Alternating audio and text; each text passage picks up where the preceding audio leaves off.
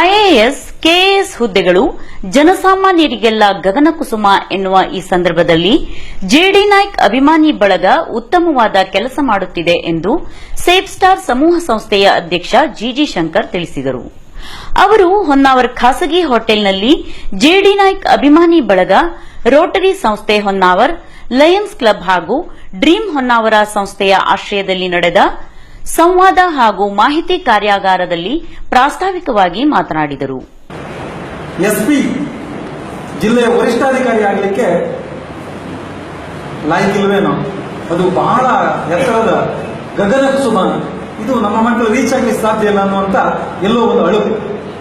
ಪಾಲಕರಲ್ಲಿ ಮೊದಲನೇದಾಗಿ ಅದರ ಬಗ್ಗೆ ಮಾಹಿತಿ ಈ ತರ ಆಗಬೇಕು ಅನ್ನುವಂತ ಆಕಾಂಕ್ಷೆಗಳಿಲ್ಲ.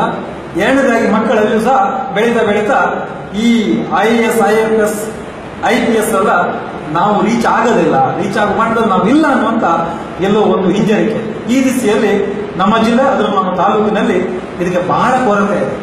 ಶಿಕ್ಷಣ ಕ್ಷೇತ್ರದಲ್ಲಿ ನಾವು ಎತ್ತರಕ್ಕೆ ಹೋಗ್ತೀವಿ, ಆದರೆ ಶಿಕ್ಷಣ ಕ್ಷೇತ್ರದ ರಾಷ್ಟ್ರದ ಅತ್ಯಂತ ಎತ್ತರದ ಶಿಕ್ಷಣವಾದಂತ ಈ ಒಂದು IAS, IFS, IPS ನಂತ ಶಿಕ್ಷಣದಲ್ಲಿ ನಾವು ವಂಚನಾಗಿದ್ದೇವೆ. ಇದಕ್ಕೇನು ಕಾರಣ ಅಂತಂದ್ರೆ, ಬಾಲ್ಯದಿಂದ ನಮ್ಮ ಬೆಳವಣಿಗೆಯಲ್ಲೇ ನಮ್ಮ ಪಾಲಕರು ನಮಗೆ ನೀಡತಕ್ಕಂಥ ಮಾಹಿತಿ, ಪುರಸ್ಕಾರ, ಪ್ರೋತ್ಸಾಹ, ಕನಸುಗಳನ್ನು ಬಿತ್ತುವಿಕೆಯಲ್ಲೇ ನಮಗೆ ಕೊರತೆ ಕಾಣ್ತಾ ಇದೆ. ಈ ದಿಶೆಯಲ್ಲಿ ನಮ್ಮ ತಾಲೂಕಿನ ಹಲವಾರು ಯುವಕರು, ವಿದ್ಯಾವಂತರು, ನಿವೃತ್ತ ಉಪನ್ಯಾಸಕರು ಹಲವಾರು ಬಾರಿ ಹೇಳ್ತಾ ಇದ್ರು, ಇದಕ್ಕೇನಾದ್ರೂ ಒಂದು ಒಳ್ಳೆಯ ವ್ಯವಸ್ಥೆಯನ್ನು ಕಲ್ಪಿಸಬೇಕು. ನಮ್ಮ ಈಗ ಬೆಳೆಯುತ್ತಿರುವಂತಹ ಹುಡುಗರಲ್ಲಿ ಜಿಲ್ಲೆಯ ವರಿಷ್ಠಾಧಿಕಾರಿ ಆಗುವಂತ ಕನಸನ್ನು ಬಿತ್ತಬೇಕು ಅನ್ನುವಂಥದ್ದನ್ನು ಹಲವು ಸಾರಿ ನಾವು ಕೇಳಿದ್ದೀವಿ, ಹಲವು ವೇದಿಕೆಯಲ್ಲಿ ಹೇಳಿದ್ದೀವಿ.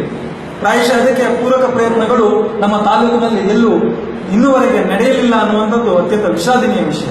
ಈ ದಿಶೆಯಲ್ಲಿ ಜೆಡಿ ನಾಯ್ಕ್ ಅಭಿಮಾನಿ ಬಳಗದವರು ಕಳೆದ ಅವಧಿಯಲ್ಲಿ ಹಲವಾರು ಯೋಜನೆ ಕೆಲಸಗಳನ್ನು ಮಾಡಿದ್ದಾರೆ.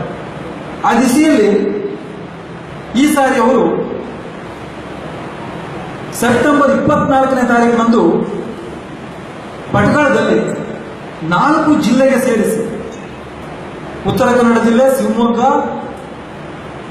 ಬೆಂಗಳೂರು ಮತ್ತು ಉಡುಪಿ ಜಿಲ್ಲೆಗೆ ಸಂಬಂಧಪಟ್ಟಂತೆ ಈ ಒಂದು ನಾಗರಿಕ ಸೇವೆಗಳು ಗಗನ ಕುಸುಮವಲ್ಲ, ಇದನ್ನ ಸಾಮಾನ್ಯರು ಸಹ ಪ್ರಯತ್ನ ಮಾಡಿದ್ರೆ ರೀಚ್ ಆಗಬಹುದು ಅನ್ನುವ ಒಂದು ವಿಷಯವನ್ನು ಇಟ್ಟುಕೊಂಡು 4 ಜಿಲ್ಲೆಯ IAS, IFS, IPS ಅಧಿಕಾರಿಗಳು ಸೇರಿಕೊಂಡು ಒಂದು ಬೃಹತ್ ಕಾರ್ಯಾಗಾರವನ್ನು ಮಾಡ್ತಾ ಇದ್ದಾರೆ. ಮುಖ್ಯ ಅತಿಥಿಯಾಗಿ ಆಗಮಿಸಿದ ರೋಟರಿ ಸಂಸ್ಥೆಯ ಅಧ್ಯಕ್ಷ ಅನಂತ್ ಮೂರ್ತಿಯವರು ಮಾತನಾಡಿ, ನಾಗರಿಕ ಸೇವೆಗಳ ಹುದ್ದೆಗಳ ಕುರಿತು ಈ ಭಾಗದ ಜನರಿಗೆ ಅಷ್ಟೊಂದು ತಿಳಿವಳಿಕೆ ಇಲ್ಲ. ಈ ಸಂಘಟನೆಯಿಂದ ನಿಜಕ್ಕೂ ಆಸಕ್ತ ವಿದ್ಯಾರ್ಥಿಗಳಿಗೆ ಉತ್ತಮ ಅವಕಾಶ ದೊರೆಯಲಿದೆ ಎಂದರು. ಇದು ಇಂಥ ಕಾರ್ಯಕ್ರಮ ಈಗ ಒಂದು 4 ಜಿಲ್ಲೆಗಳನ್ನ ಆಯ್ಕೆ ಮಾಡಿಕೊಂಡಿದ್ದಾರೆ. ಬಹಳ ಅದ್ಭುತ. ಉತ್ತರ ಕನ್ನಡ, ಉಡುಪಿ, ದಕ್ಷಿಣ ಕನ್ನಡ ಮತ್ತು ಶಿವಮೊಗ್ಗ, ಈ 4 ಜಿಲ್ಲೆಗಳು ನಮ್ಮ ರಾಜ್ಯದಲ್ಲಿ ಮೊದಲಿನ 5-6 ಸ್ಥಾನಗಳನ್ನ ಶಿಕ್ಷಣ ಕ್ಷೇತ್ರದಲ್ಲಿ ತಗೊಳ್ತಾ ಇದೆ. ಯಾವುದೇ ಪರೀಕ್ಷೆ ತಗೊಳ್ಳಿ, SSLC ತಗೊಳ್ಳಿ, PUC ತಗೊಳ್ಳಿ, ನೀವು ನೋಡಬಹುದು ಪಾಸಿಂಗ್ ಇದ್ದಿರಬಹುದು ಅಥವಾ ಹೈಯೆಸ್ಟ್ ಸ್ಕೋರ್ ಮಾಡಿದ್ದಿರಬಹುದು, ಈ 4 ಜಿಲ್ಲೆಯವರೇ ಮುಂದಿರ್ತಾರೆ. ಇವರು ಈ 4 ಜಿಲ್ಲೆಯನ್ನು ಆಯ್ಕೆ ಮಾಡಿಕೊಂಡಿದ್ದಾರೆ. ಈ ಕಾರ್ಯಕ್ರಮ ಬಹಳ ಹಿಂದೆ ಆಗ್ಬೇಕಿತ್ತು ನನ್ಗೆ ಅನಿಸ್ತಾ ಇದೆ ಈಗ. ಯಾಕಂದ್ರೆ ನಾನು 89-90ರಲ್ಲಿ ಇಂಜಿನಿಯರಿಂಗ್ ಮಾಡಿದ್ದೆ. ನಮ್ಗೆ ಅವಾಗ ಇಂಜಿನಿಯರಿಂಗ್ ಮಾಡಿದಾಗ ಈ IAS, IPS, ಈ UPSC ಎಕ್ಸಾಮಿನೇಷನ್ ಬಗ್ಗೆ ಅರಿವೇ ಇರಲಿಲ್ಲ. ನಮ್ಗೆ ಸಣ್ಣಿಂದಲೂ ಇಂಜಿನಿಯರ್ ಆಗ್ಬೇಕು, ಆವಾಗಲೇ ಅವರು ಹೇಳಿದ್ರು ಇಂಜಿನಿಯರ್ ಆಗಬೇಕು, ಡಾಕ್ಟರ್. ಯಾಕಂದ್ರೆ ನಮ್ಮ ಸುತ್ತಮುತ್ತಲು ಇರೋರನ್ನ ನಾವು ನೋಡ್ತೇವೆ. ನಮ್ಮ ಸುತ್ತಮುತ್ತಲು ಇರೋರು ಅದೇ ಇಂಜಿನಿಯರ್ಗಳು, PWD ಇಂಜಿನಿಯರ್ ನೋಡ್ತೇವೆ, ಜಿಲ್ಲಾ ಪಂಚಾಯತ್ ಇಂಜಿನಿಯರ್ ನೋಡ್ತೇವೆ, ಹಾಗೆ ಡಾಕ್ಟರ್ಸ್ಗಳನ್ನ ನೋಡ್ತೇವೆ, ಸ್ಪೆಷಲಿಸ್ಟ್ಗಳನ್ನ ನೋಡ್ತೇವೆ. ಯಾಕಂದ್ರೆ ನಾವು ಸಣ್ಣ ಇರ್ಬೇಕಾದ್ರೆ ನಮ್ಮನ್ನ ಡಾಕ್ಟರ್ ಹತ್ರ ಕರ್ಕೊಂಡು ಹೋಗ್ತಾರೆ. ನಮ್ಗೆ ಆ ಡಾಕ್ಟರ್ ಅಂದ್ರೆ ದೇವರು, ಎಲ್ಲರಿಗೂ ದೇವರೇ. ಆಗ ನಮ್ಗೆ ನಾನು ಇಂಥವನೇ ಆಗ್ಬೇಕು. ಯಾಕಂದ್ರೆ ನಮ್ಮ ಹತ್ರ ಸರ್ವೇ ಸಾಮಾನ್ಯ ಜನರ ಹತ್ರ ಈ IAS ಆಫೀಸರ್ ಬರೋದೇ, DC ಸಣ್ಣ ಹುಡುಗರ ಹತ್ರ ಬರಲಿಕ್ಕೆ ಆಗೋದಿಲ್ಲ. ಅವ್ರು DC ಯ ಅಧಿಕಾರ ಏನು ಅಂತ ಸಣ್ಣ ಹುಡುಗರಿಗೆ ಗೊತ್ತಿರುವುದಿಲ್ಲ. ನಾವೇನ್ ಮಾಡ್ತೇವೆ, ಈ ಡಾಕ್ಟರ್ಸ್ಗಳು, ಇಂಜಿನಿಯರ್ಸ್ಗಳು ದೊಡ್ಡ ಸ್ಥಾನದಲ್ಲಿದ್ದವರು, ಅದು ದೊಡ್ಡ ಮಟ್ಟದ ಶಿಕ್ಷಣ, ಅದನ್ನು ನಾವು ಪಡ್ಕೋಬೇಕು. ಅವಾಗ ಯಾಕಂದ್ರೆ ಸಣ್ಣ ಇರಬೇಕಾದ್ರೆ ನಾವು ಆ ವಿಚಾರ ಮಾಡಿದ ಮೇಲೆ ನಿಮ್ಗೆ ಗೊತ್ತಿರ್ಬೋದು, ಗಿಡವಾಗಿ ಬಗ್ಗಿತ್ತು ಮರವಾಗಿ ಬಗ್ಗಿತ್ತು ಅಂತ. ದೊಡ್ಡ ಆಗ್ತಾ ಹೋದಂಗೆ ನಮ್ಗೆ ಬೇರೆಯವರು ಏನ್ ತಲೆ ತುಂಬಿದ್ರು ಮತ್ತೆ ಹೋಗೋದಿಲ್ಲ. ನಾವು ಇಂಜಿನಿಯರ್ ಆಗ್ಲೇಬೇಕು, ನಾನು ಡಾಕ್ಟರ್ ಆಗಲೇಬೇಕು. ಆದ್ರೆ ಈ IAS IPS ಆಫೀಸರ್ ಆಗೋದು ಇಂಜಿನಿಯರಿಂಗ್ ಡಾಕ್ಟರ್ ಆದ್ಮೇಲೆ ಇದು ಯಾವುದೋ ಮೊದಲ ಹಂತದಲ್ಲಿ ನಡೆಯುವಂತದ್ದಲ್ಲ. ಹೇಗೆಂದ್ರೆ ನಮ್ಮ ದೇಶದಲ್ಲಿ ನನಗೆ ತಿಳಿದ ಮಟ್ಟಿಗೆ 40% IAS office UPSC exam pass ಆಗೋರು ಪ್ರೊಫೆಷನಲ್ ಕೋರ್ಸ್ ಅನ್ನು ಮುಗಿಸ್ತಾರೆ. ಯಾರು ಇಂಜಿನಿಯರ್, ಡಾಕ್ಟರ್ಸ್ ಇರ್ಬೋದು ಅಥವಾ ಯಾವುದೇ ಇನ್ನಿತರ ಪ್ರೊಫೆಷನಲ್ ಕೋರ್ಸ್ಗಳನ್ನು ಮುಗಿಸ್ತಾರೆ. ಇದು ನಮ್ಗೆ ಯಾಕಿಲ್ಲ ಅಂದ್ರೆ ನಮ್ಮ ಕರ್ನಾಟಕ ನಿಮ್ಗೆ ಗೊತ್ತಿರ್ಬೋದು, ಎಲ್ಲರನ್ನೂ ಒಪ್ಪಿಕೊಂಡು ಹೋಗುವಂತ ರಾಜ್ಯ. ನಾವು ಬಹಳ ಸೌಮ್ಯರು. ನಾವು ಹೆಚ್ಚಿಗೆ ರಿಸ್ಕ್ ಅನ್ನ ತಗೊಂಡು ಕೆಲಸ ಮಾಡೋರಲ್ಲ. ನಾವು ಮಾಡರೇಟ್ ರಿಸ್ಕ್ ಅಲ್ಲಿ ಕೆಲಸ ಮಾಡೋರು. ಅದರಲ್ಲೂ ನಮ್ಮ ಈ ಕೋಸ್ಟಲ್ ಬೆಲ್ಟ್ನವರಂತೂ ಬಹಳ ಮಾಡರೇಟ್ ಅಲ್ಲ, ಲೋ ರಿಸ್ಕ್ ಅಲ್ಲಿ ಕೆಲಸ ಮಾಡೋರು. ಏನೋ ಒಂದು ಗವರ್ಮೆಂಟ್ ಜಾಬ್ ಸಿಕ್ತು, ಏನೋ ಒಂದು ಸಣ್ಣ ಜಾಬ್ ಸಿಕ್ತು ಅಂದ್ರೆ ಸಾಕು. 60 ವರ್ಷದವರೆಗೆ ನನಗೆ ಯಾವುದೇ. ಲಯನ್ಸ್ ಅಧ್ಯಕ್ಷ ಡಿಡಿ ಮಡಿವಾಳ್ ರವರು ಮಾತನಾಡಿ ಕಾರ್ಯಾಗಾರದ ಮಹತ್ವವನ್ನು ವಿವರಿಸಿದರು. ಉತ್ತರ ಭಾರತದ ಅಲ್ಲಿ ಶೈಕ್ಷಣಿಕವಾಗಿ ಬಹಳ ಹಿಂದುಳಿದಿದೆ.